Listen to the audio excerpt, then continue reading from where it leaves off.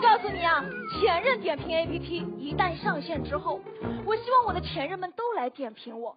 我倒是想知道，像我这样优秀的人，为什么用了一段又一段情啊，去换一身伤痕？我想知道呀，我想知道一个答案。来，你告诉我，我知道了之后会不会改呢？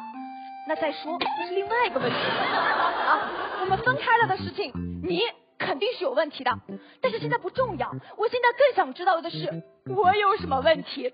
那有了这个 APP 之后，也许我就会有一个答案了。I want an answer， 宝贝。如果你在这个 APP 上面，你给我答案，说的对，好，我幡然醒悟，我改正，我成长了。如果你说的不对，太好了呀，我分的对呀，我这叫豁然开朗，我更是一种成长。所以说，前任就是我爱情进步的阶梯，而前任点评 APP 就是实现自我成长的好平台。好啊，然后这个 APP 还有个什么作用呢？就是它还是专属的恋爱指南。孩子做作业可以有作业帮，谈恋爱为什么不能有前任帮啦？好恋爱呀，前任帮，前任怎么帮？我来帮。我一定会把我所有的经验倾囊相授。我会告诉你，他喜欢喝咖啡上的奶泡，我也会告诉你，他那双爱笑的眼睛里总是充满着悲伤。你这些用了3年才知道的事情，你3天就知道了，多好呀！我会让你们的爱情加速，让你们有情人终成眷属。我会在人间大爱上面尽我一点绵薄之力。前任幸福，人人有责。至于我的悲伤，关你们什么事？我告诉你，这就是我的豁达，这就是我的格局大。那最后呢，我还想说，其实前任点评 APP 上面也不一定都是坏话，它还有可能是我们分的时候太仓促，所以有很多还没有来得及说出口的真心话。我想告诉你，如果你真的很爱一个女孩，你要大声的告诉她我爱你，然后你要多亲亲她，多抱抱她。我也想告诉你，你不要总是发你发个再加个也好啊。我还想告诉你，你不要嫌她烦，你不要嫌她叽叽喳喳的，她有可能就是因为真的很喜欢你，所以连在路上看到一只麻雀都忍不住想要和你分享。我想告诉你，当一个女孩给你发的时候，她不是生气了，她是对你失望了，你明白吗？你让一个女孩失望了。前任点评 APP 它就是我说再见的一个方式。我写下这些是因为我真的释怀了，我希望下一个人会有比我更好的运气。哇，谢谢。丹丹姐现场听奇葩说的一个选手发表一段意见，感觉如何？他们太年轻了，我本来真的坐在这儿是觉得是一个很高深的、充满人生哲理的，大家在探讨人生、人性和。我也以为是这样。后面有人生那一块儿，他旁边那个就是负责人生那个部分嘛。我们这个术业有专攻，有的负责年轻，有的负责人生，是吧？来，我们请反方齐席，谁开始？有必要吗？梁秋阳，有必要吗？你摸着你的良心。该来的还是要来的，我不能垮。来，邱阳老师来，先握个手嘛，友好一点嘛。怎么回事嘛，邱阳老师？太过分了。来，说吧。来，汤志金老师，我问你第一个问题，非常的严肃。刚才的4分钟，你到底说了什么观点？就是说我在这个上面写下的话是我对你的一种放下。好，如果你真的放下他，你写这段话可以发在微博，可以发在朋友圈，甚至可以直接发给他，代表你的释怀。为什么一定要仪式感的写在一个 APP 上？是不是越有这个 APP， 你越难放下？这就是因为你说的仪式感，我就是想要有仪式感的放下。你弄混了，不是我们写了才能放下，是我们放下了才去写。有力气营造仪式感，为什么不用这点力气好好在一起呢？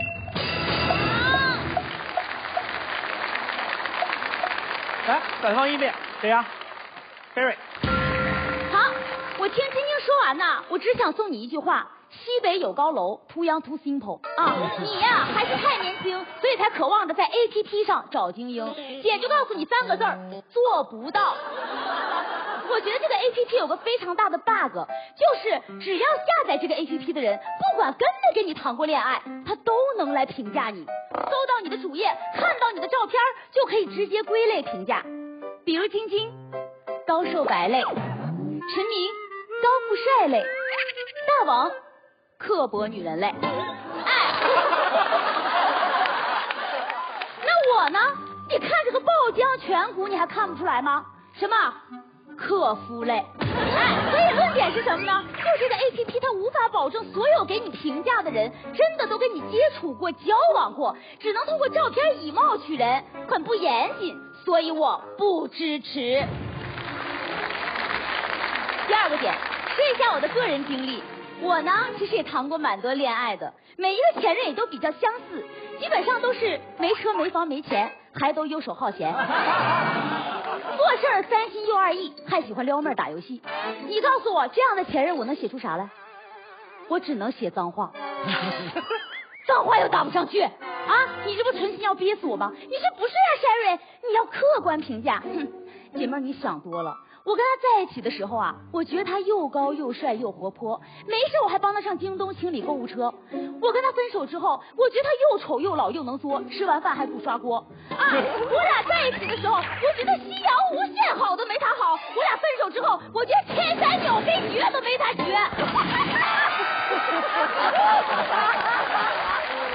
你还让我客观评价？我告诉你啊，来，所有人，你给我摸着你的良心说，谁分手了之后还能夸前任两句？没有，没有。哎，你看，寥寥无几，就你自己。所以论点就是，这个 APP 上大多充斥的都是不客观的负面评价，很有可能让大家对于爱情失去信心，所以我不支持。好，第三啊，我觉得它会让人失去新鲜感。你想，你都给我评论完了，我还有探索的空间了吗？啊，他睡觉是不是磨牙开背打呼噜？他吃饭是不是吧唧嘴又流口水？他上厕所冲不冲？自己待着懵不懵？哎，我突然在这几个贯口当中又想到了一个论点。你表面上看上去是来评价的，我怎么感觉你是来秀恩爱的呢？你就是想要告诉大家，没人比你更了解他。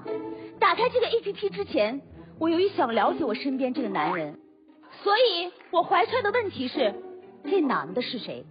打开这个 APP 之后，由于我过于了解了身边这个男人，我的问题就变成了，这女的是谁？结果呀，这个女的用实际行动告诉我，她是秋高，因为我被她呀气爽了。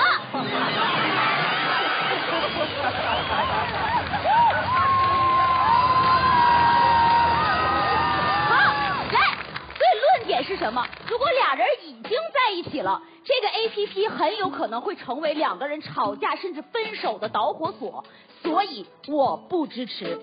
最后我想说，大家发现了吗？如果你喜欢一个人，你却想要通过 APP 了解他的时候，你就会变成一个牵了绳的提线木偶，永远都是在跟着点评和分数牵着走。本来是独一无二的感情，它变成了货比三家的商品。本来我们可以用探索模式去了解对方，因为这个 APP 我们只能用搜索模式去窥探对方。喜欢一个人要遵循自己的本心，而不是他人的声音。最后我想对我未来的伴侣说，我不会支持这个 APP， 因为我不会因为你在这个 APP 上是100分就喜欢你，而是因为我喜欢你，所以无论怎么样，你在我心里都是100分。可以，厉害，可以。核心观点非常突出，你是秋高，我被气爽。好，那个正方齐齐。你加油。Sherry， 我问你啊，你说现任看到了前任这些点评之后，就会成为分手的导火索，对不对？那是不是因为你们感情有问题，才变成分手导火索，而不是我这个 APP 的问题？不，我觉得每一个人啊，跟谁在一起都是不一样的。我要是跟冯小彤在一起，我说的最多的话就是你有完没完；我要是跟熊浩在一起，我就是那个掉了一整个夏天的蝉，根本不一样，好吗？哎，那这个所以跟我点评你有什么关系啊？当然有很大的关系啊！我跟你讲，你要是碰到渣男了，也有可能渣男先来评价你，为什么？2月春风似剪刀的剪了头发照样所以有可能他反咬你一口。那我问你，我在这个 APP 上面是不是也可以告诉别人这个男的喜欢家暴，这个男的喜欢 PUA， 提醒更多我跟你讲姐妹避免这个渣男。所以宝贝，他跟你渣，他不代表跟别人渣。所以这个 APP 上充斥的都是不客观的评价，你又怎么能用你的主观评价去影响大家呢？来，我问你，什么评价是客观的？如果你要看客观的，你可以去看百度百科。哦，没有时间了，好，太吵了，对不起大家。没事。哎呀妈呀！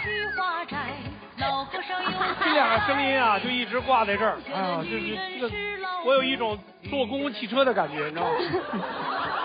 我可以求学一下吗？就是剪头发那个什么东西啊？2月春风似剪刀，剪了头发他照样死。就是这个渣男，就是改不了他的本性，他没准反咬你一口，我是这个意思。对。高明，这也是谚语吗？有很多这种类型的东西。巴山楚水凄凉地 ，responsibility。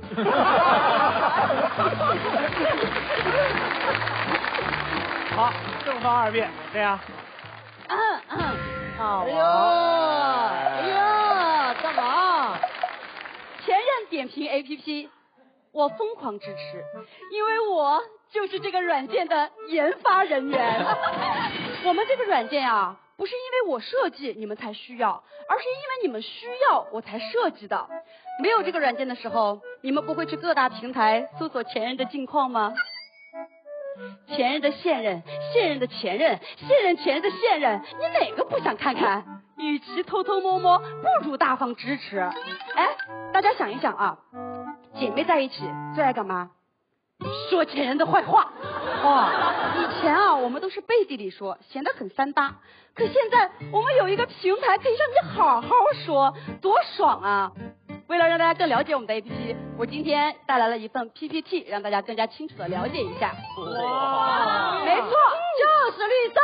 哎，我们这个软件应该如何使用呢？首先，搜索前任的姓名，进入他的主页，你会看到有一个身份验证，需要确认你是前任才可以进行点评。哎，好，进入点评页面之后呢，我们会看到一些对他的评价，比如说发量密度，哎，比如说一个妆前妆后比，以及我们会有一个具体的对话框，你可以来说出你们的故事，你还可以上传照片或者证据。注意了，这个时候他如果觉得你说的不对，他就会来联系你更改好评，那你就可以把他欠你的钱都要回来了呀。最后，这还是一个非常靠谱的恋爱征信系统，你可以用它来找到更好的下一任。人啊，真实的性格会在长时间的亲密关系里暴露无遗，这是所有交友软件都无法比拟的维度。所以你可以用它来评估你正在接触的对象，你也可以通过前任的点评以及我们大数据的分析来得到一个人的恋爱征信报告。我们可以用它来预防时间管理大师，预防暴力者，所有有劣迹的以及你不喜欢的类型，我们都可以得到筛选，帮助所有的单纯女孩远离渣男。Oh my god， 姐妹们，这么好的产品，你们还在等什么？让我们来倒数3个数，3、2、1，扫它！这个会扫出什么的？很迟啊！当然了，我在研发的时候呀，其实也在想，我们这个 APP 会不会到最后真的全是脏话？但骂人总比打人好吧？说坏话已经是发泄愤怒最温和的方式了。不过我这个人吧，也经常失恋，我对我们这个软件呢，还有一份情怀，就是我觉得它不只是一个单纯吐槽前任的软件，它更是一个心碎的人建立起来的失意者联盟。就大家都会说，失恋了，分手了，你就该放下，就该洒脱。可如果我真的放不下呢？谁来教我应该怎么做？有那么多的专家来教大家如何让你喜欢的人喜欢你，却从来没有人教会我们应该如何切断信号。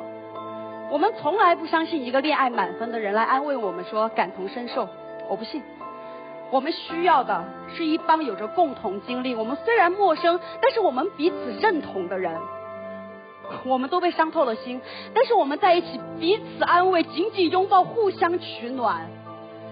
作为这个 APP 的 KOL， 我负责任的告诉大家，受伤了不要害怕，前任点评 APP， 失恋者的家，关爱你我他。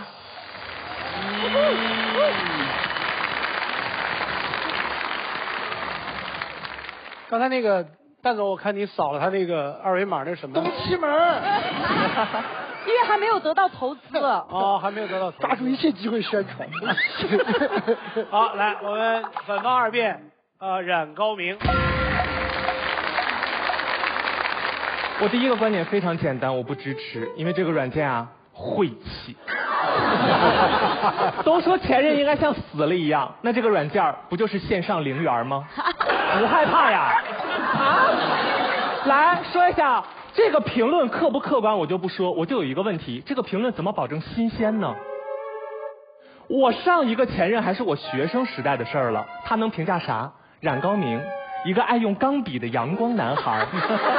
你们看看现在的我，一个爱用眉笔的彩妆男孩。唯一没变的就是男孩用他说，既不客观又没时效，这种评论叫什么？这就叫屎壳郎喷香水，不值一文。了解一个人方法有很多，但最没必要的就是通过他前任的那张嘴，这是第一个观点。来，第二，有了这个软件，婚恋市场会更加糟糕。大家都参考评论找对象吧，有点评的地方就得有排名，点开一看，前任精选，人生中不可错过的100个男人，是不是有尝试一把的冲动？好饭馆要排队，好男人也得等位。下边评论区全是排队留言的，哥哥看我，哥哥爱我，哥哥什么时候快来爱我？哥，评论区要加赞了。好货下边人满为患，大家都在后边等位。我这种人质量不硬，就只能靠命硬，把前面的人都熬死，把那些好货熬成100年老店，才能轮得到我。他就算还活着，我俩最多最美的承诺也就只剩合葬了。做什么灵魂伴侣？做彼此的陪葬单品吧。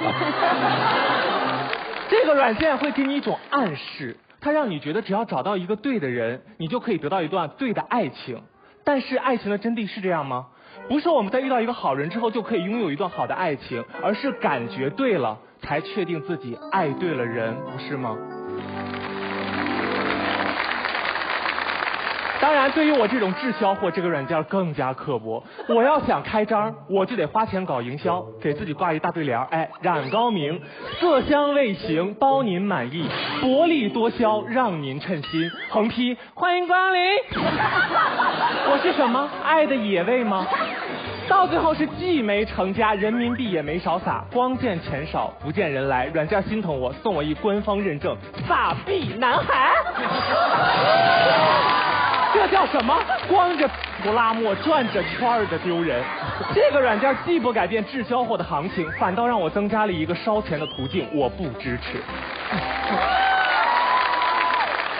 第三，这个软件对于正在谈恋爱的人更是一种骚扰。恋爱当中很多特点都是一体两面的，爱你的时候你是优点，然后不爱你的时候立刻就变成了缺陷。现在好了，举头3尺有点评，谁还能敢爱敢恨？白娘子爱他，他就是知恩图报的人间角色；不爱他，他不就是个披着人皮的千年母蛇吗？你们再想一下灰姑娘，爱他，她是南瓜车上的水晶鞋公主；不爱他，她不就是个到点还鞋的拼单假名媛吗？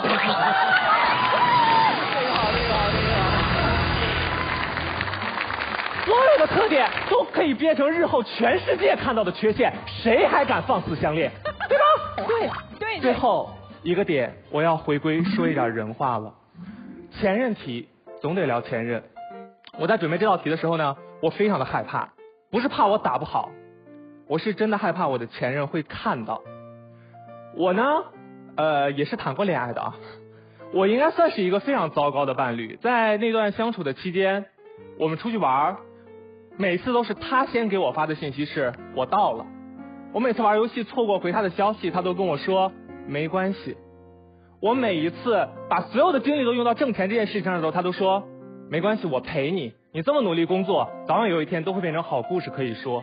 他做的最多的事就是默默的帮我记录，于是我才有了去年在这个舞台上喷火和驯兽的好故事。这算一个温柔的伴侣吧。当我在回忆这个前任的温柔的时候，我发现他为什么温柔，是因为他对面站着的是一个自私的我，他为了我选择了温柔。我要把这些写进点评里吗？我要怎么写？他是一个善良的前任，他可以接受你的迟到，包容你的贪玩，理解你的自私。我不敢写，因为我怕我写下去之后，又因此引来另外一个自私的爱人，因此喜欢上他。我希望他这辈子都不再需要善解人意，因为他也值得被包容，也值得被照顾。分手其实是一个句号，但因为点评软件的存在，它变成了一个冒号。当我写下的留言，它不仅结束了上一段感情的终点，它也写下了它下一段恋爱的起点。这个软件最大的问题是它破坏了我们相处和离别的一种默契。在一起，我们面对的是携手前行的誓言；分手了，我们是背对的就是不再打扰的承诺。所以，如果我们的感情最终走向末路，那就用不评论给彼此最后的保护。谢谢。那真棒，棒，特别好。正方需要加油了哈，来，正方3遍，陈明。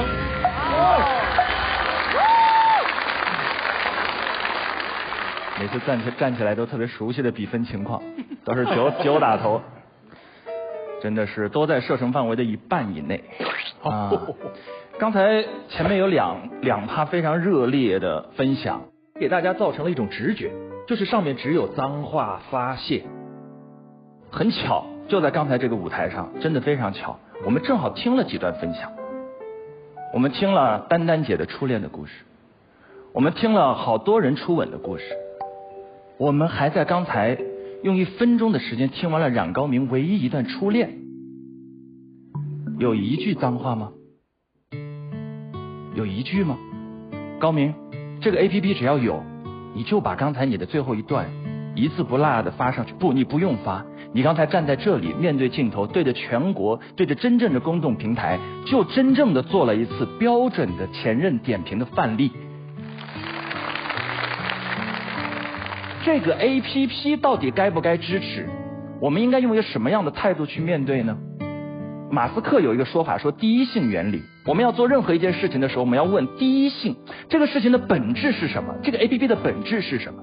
如果从商业的角度来讲，它的第一性就在于一个问题：你会不会点开？你会不会点开？你现在可以假想，大家每个人都有手机，你就假想手机上有几十个 APP， 其中就有这么一个 APP。然后晚上你睡着了，睡着之前呢，你一个人，你想不想点一下，找到你前任的页面？看一下他的前任是怎么评价他的，你想不想找一下你的现任，看一下他的前任们是怎么评价他的，你想不想找一下你呀？高明，刚才最后的那段话是你的前任最美好的寄语，你一点都不想知道你在他心目中是什么形象吗？我不信，你的前任在你心中用4、5年的时间留下这么深的烙印，夜深人静的夜晚，你会是第一个点开他的人。你心里有一个空间，我就想看看5年了，我在你心中到底是一个什么样的人呢？只要那个夜深人静的夜晚，你们愿意拿出手机，你们愿意点开它，搜一个名字，找一幅照片，看一段话，这个 APP 就有生命力。这就是第一性，因为有人用，有人点，它就能活下来，当然这只是商业维度上的，如果我们再延展一点，这个前任点评 APP 真正的落脚的第一性是信息效率。你知道吗？这一个 APP 延长了你们所有人的生命。往前推20年，你可能要用20年的时间了解一座城。可是大数据的时代，只需要1、2个 APP， 你就知道这里所有的路，甚至小路，你就知道哪条路有没有堵车，你就知道这里的馆子的排行，你就知道有辣或者不辣的。你们刚才说所有的美好要亲自去体会，美食的美好也需要亲自去体会，可是这不影响那么多美食点评 APP 做你的一个参考。你知道你们刚才前2位为什么会有那么多极端的推论，是因为你们太依赖这一个 APP 了，仿佛一个 APP 出现，你们的所有人的手机就只剩下这一个 APP 了。不是的，它就是你数十个 APP 当中的一个，它给你提供多那么一点点信息做参考而已，它不会指导你排着队去爱谁或不爱谁。所有关于爱的感受依然是你去相处去追逐，它就多一条信息，看一下就好了。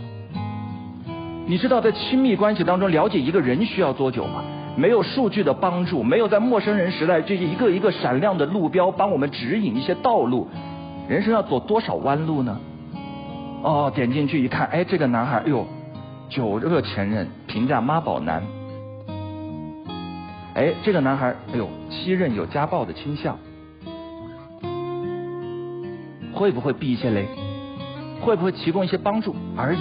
信息的效率就那么一点点，足够。你愿意点，它又能够帮到你，已经很棒很棒了。当然，我最后很理解刚才高明还有秋阳都提到的一个至关重要的问题，就是分手是一个句号，分手就如同逝世，分手就要彻底的放下。这个 APP 我老是去点评，是不是不容易帮助我放下呢？我想到了一件很真实的事儿，之前有过一个线下的展叫失恋博物馆，它展出的是那些最普通的情侣在生活当中最普通的印记。哎，我正好在那个展到武汉的时候去看过，它里面有一条织的歪歪斜斜的围巾，然后有一张桌子满满的火车票，所有的一整张桌铺满了火车票，都只有2个站，只有 A 城和 B 城，来回，然后到最后就是最后一张。他们的时间间隔在越来越宽，然后再没有去过那座城市，再也没有去过。那个展出的那一瞬间，很多人走到那儿就挪不开脚步。那一瞬间你才知道，有那么多异地恋经历的恋人，他们都有那么满一桌的火车票，但在他心里，在他抽屉里，在他一个钱包的那一层里，他就放在那儿，他再没有动过了，有时候我们老是问我，把很多痛苦的记忆封存在那儿，是不是就消失了？我告诉你，封存本身不会消失的。你的心脏里腾空了一个小小的空间，把它全部装在一个黑暗的地方，它只会默默的发酵。你不痛它不疼，不代表疼就不在。你走到那个桌前，你突然看到满一桌高铁票，那彻底的蓝的时候，你就波动了。你没有哭，但眼泪它自己往下流。你并没有释然，你只是装作释然而已。可是这个展的物品的提供者在接受采访的时候分享了一个极其有意思的观点。他说，当他把那一桌车票拿出来摆在那个展厅那一瞬间，当他看到还有一个人走在他面前，同样跟他留下一样温度的眼泪的时候，那个心底最黑暗的角落的某扇窗被打开了。各位，人类没有那么孤独的痛苦，我们有70亿人，你知道吗？所有你在人生最黑暗的时刻，最痛苦的那个瞬间，感受到一切的压力都在你身上的时候，你要记住一件事情，一定有远超过你想象的人跟你感受过同样的疼痛。那一瞬间，当他看到桌面的时候，他突然意识到人类雷同的悲欢在各个城市车轮般的绽放。没有那么孤独的痛苦，就是释然的第一步。因为那种共鸣，那整整一桌火车票被打开一瞬间，那种共鸣突然让你意识到，我还没有那么惨，人间还有一点暖。这件事情我要带给各位，也要带给屏幕前的所有人。因为你知道，就在前天晚上，在我们学校里又有一个孩子站上了高高的楼顶，这件真事儿。然后各个学院的学工的老师都要跑过去，然后问到底怎么了。人生总有那些时刻会出现，但那个时刻一定要在心中跟自己说一句话，就是我经历过的那些最极致的疼痛，在这个世界上不是只有我经历过，绝不是。而如果你愿意把它在一个空间绽放出来，寻找这一点点温暖的共鸣和希冀，那是你抵抗最黑暗的时候最后的力量。这个 APP 可以给你开一扇小窗，不必用它点亮你整个人生，但记住，留一扇窗又有什么不好呢？谢谢。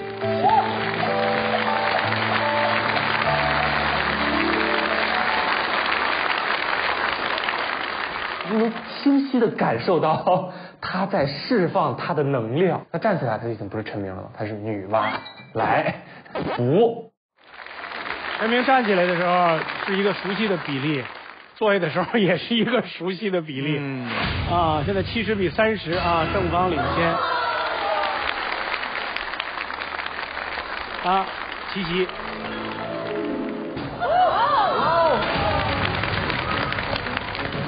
大家发现了吗？学长刚刚说的很动情，他举的都是一些幸福的例子，不是所有人的爱情都能够像高明，都能够像丹丹老师那么幸运的。我的前任可能就是因为伤害了我，我是不是要用这个 APP 一次次的揭开自己的伤疤？我的伤疤什么时候才能愈合？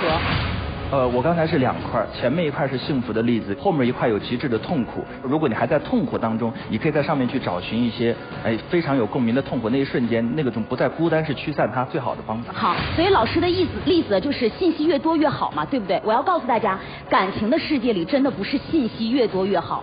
我和我男朋友之间的爱情，我为什么要通过他前女友的声音去了解？这完全就是在给爱情制造荆棘。这是一个阳光下的表达，但我坚信 Sherry 以你的性格，我不相信，你晚上还是会点开它的。我不会点开它，老师。你会，你真的会。陈明老师始终觉得这个 APP 可以给我们做一个参考。我想告诉大家，我们是谈恋爱，我们不是做练习册，我们用不着那么多参考答案。爱情最重要是实践，不是参考。老师。还是保持着交火状态啊！其实我心里真的是怕死了，但是我还是刚住，我挺过来了。来，反方3辩，杨千阳。各位好，陈明老师搞错了一件事情，他告诉我们这个 APP 可以延长我们的生命，原因是它可以提升我们的效率，可是他弄错了一件事。如果这个世界上还有一件事情我们是不应该追求效率的，那就是爱情。晶晶在一开始的发言的时候告诉我们说，我原来需要花3年才能了解这个人的事情，我现在3天就可以通过这个 APP 告诉你，听上去非常有效率。可是如果没有我一点一点了解他那3年，我就算知道了那个信息，我真的获得了这段感情吗？我就算知道了这个人的某些资讯和情报，我就真的了解他了吗？你要知道，这个世界上不是资讯越多，你就真的能越了解对方。拿陈明老师特别喜欢讲的了解一个城市需要3年来举个例子。我们现在特别喜欢用其他的点评 APP 来探索这个城市，可是我们真的因此更了解这个城市了吗？没有。自从有了点评之后，我们去吃饭一定会找必吃榜，找周围的口味榜，找评分高的那家店。我们看似得到了很多不需要花费任何时间就能得到的选择，可是我们失去了什么？我们失去了探索的理由。我们再也不会再像打开一张未知的地图一样，走遍这个城市的大街小巷，去探索这个城市还有哪些独属于我们的秘密空间。面对一个人也是一样的，当他的过往像一份档案一样被他的前任淅淅沥沥的写日记一样呈现在你面前，你获得的是对这个人的了解和热爱吗？不是的，你对这个人会失去兴趣。因为我已经了解他了，我还怎么再一点一点爱上？哇，这句好棒！所以前任点评它的本质是什么？是点评。对方辩友告诉我们的一切，其实这些功能我们大家都能看到。他们也说了，点评里不说的话，闺蜜会说。我能够在点评上写给前任的话，我可以在微信上讲。我的一切的功能，其实在其他的地方我们全部能够做到。那为什么还要这样一个点评？很简单，因为这样的一个点评可以让我们的生活过得快一点。我们用各种 APP， 我们用同程旅行去订酒店，我们用点评软件去挑餐厅，因为我们的生活在不断的时代的加速下，已经没有停下来的那个刹车了。而现在开发商、产品经理在想，还有没有别的东西也能够再快一点，就是我们的爱情。所以为什么我们要反对？理由特别简单，就是如果移动互联网在任何维度加速我们的生活，那么唯一仅剩的一个岛礁，我们应该让它放过，那就是我们的感情世界。我们保留的不仅是一个应该停下来好好享受的地方，更是一个让我们有一天还能够记得我们的生活应该慢一点的理由。大家还记得吗？在我们加班之余，是什么东西让我们愿意暂时放下手中的手机，忘掉那些碎片化的娱乐，不用像赶 KPI 和赶时间一样去追求一点一点的快感？是我们的伴侣，我们的爱人。当我们认识一个甜蜜的人的时候，我们可以在被窝里面什么都不干，也不刷手机，把手机扣在自己的胸上，嘴角上扬，微微的笑，光是看跟他以前的聊天记录就可以看整个航程。人类的生活到底应该是什么样的？我们已经习惯了每时每秒都有事情干，注意力被占据，吃饭、睡觉、上厕所，任何时候手上都有手机，它现在仿佛像长在我们手上的一个衍生的器官。我们已经习惯了不是在加班就是在加班的路上，那么什么时候我们要慢一点？什么时候呢？今天这个 APP 当然往好了说，对方辩友也很矛盾，他们一方面想告诉我们要支持，另外一方面又说其实大家也不要太支持，因为他知道看多了不好。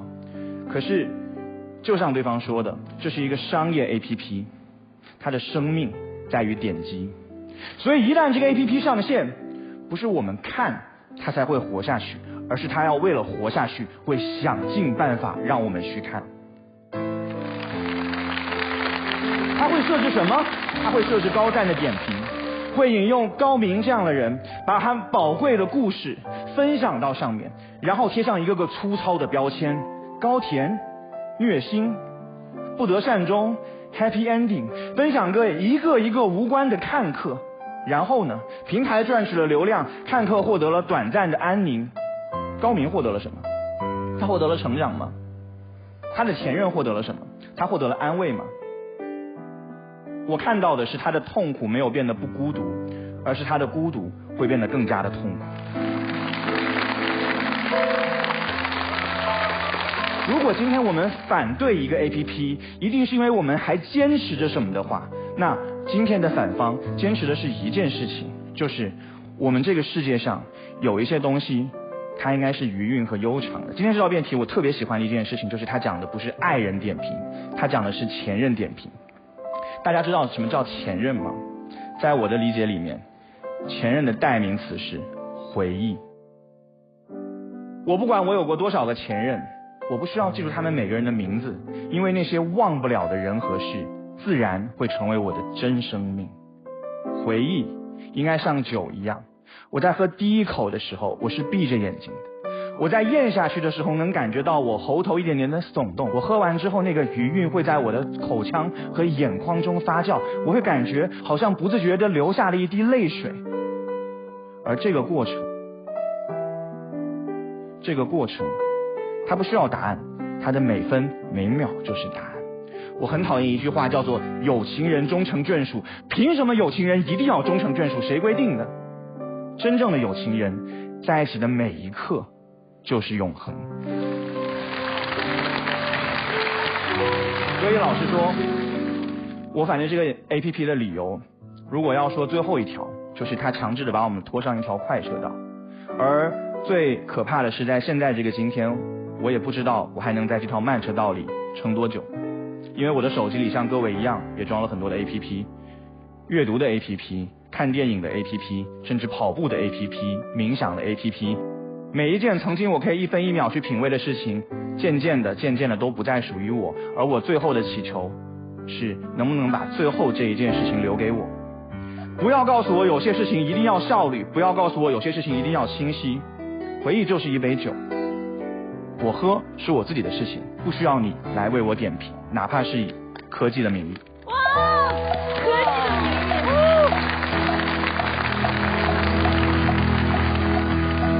你们是故意的吗？现在又回到28票。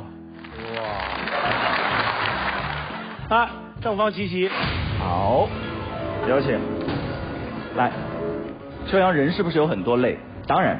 有人觉得回忆是酒，其实你可以下这个 APP， 然后设仅自己可见就好，把酒先酿出来慢慢喝。但还有些人是分享型的人格，刚才这样的故事，这样的美好，让更多的人知道，你为什么因为你的不喜欢就把这条路堵上了？那为什么因为你的喜欢就一定要突然强行开一条？因为它只是其中一条路，并不是唯一的路。爱走的人走，不爱走的人不下，不就完了吗？按照你的这个逻辑，这个世界上没有任何一件事情应该不支持，因为总有喜欢他的那一小撮人。我们今天讨论这个问题有什么意义呢？违法的事情就不支持，这件事情又不违法，又不违反公序良俗，又有那么多切实的市场需求，只聚焦到不喜欢的事上，会不会以偏概全？当然不会，但是我告诉你，因为这个东西只要有一部分人做，他就会吸引其他人必须做。为什么？因为我会受到歧视。我去婚恋市场上有一个人下了这个 APP， 他发现我没有下，他就会好奇你是不是心里有鬼，所以不敢下。因此有一些选择看起来多一个选择，却夺死了别人其他所有的选择。这是过度依赖的结果，并不是软件本身的错，是你的心态需要调整。商家希望的就是我们每一个人都对它过度依赖。不，我们相信这里有非常多非常好的点评的商家，他们只呈现客观的信息，提高大家信息的效率，但大家如何使用是个人的事情。而商家的权利正在于它可以引导我们怎么使用。大家有没有发现，写日记和发朋友圈有什么差别？朋友圈你的表演感会更重，为什么？因为有